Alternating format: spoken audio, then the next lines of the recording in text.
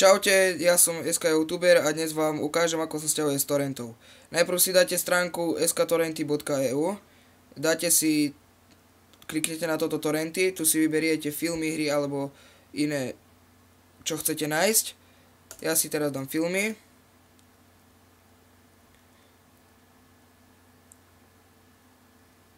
Takže vyberieme si hociaký film, napríklad tento.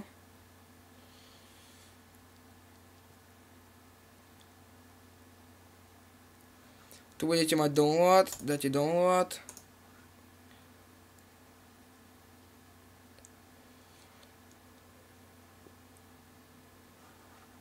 Tu už sťahuje.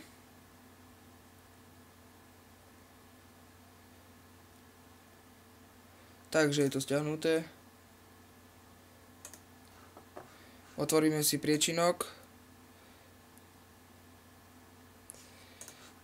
Musíte si stiahnuť aplikáciu uTorrent. A keď si ju stiahnete, nainštalujete ju.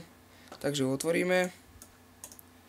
A torrent, ktorý sme stiahli, dáme tu. Dáme OK. A tu už sa nám to stiahuje. Tu nám ukáže, koľko percent je stiahnutých. Tu je sila sťahovania. A tu bude rýchlosť sťahovania. Tu píše teraz Connect Pairs, to znamená, že hľada pérov. Už našlo a už sa sťahuje. Tu už nám ukazuje rýchlosť, teraz to ide pomaly, ale pomaly sa rýchlosť zvýši. Takže ďakujem, že ste si pozreli toto video. Ak sa vám páčilo, dajte like, ak sa vám nepáčilo, dajte dislike. Ďakujem aj za komenty a odbery a čaute.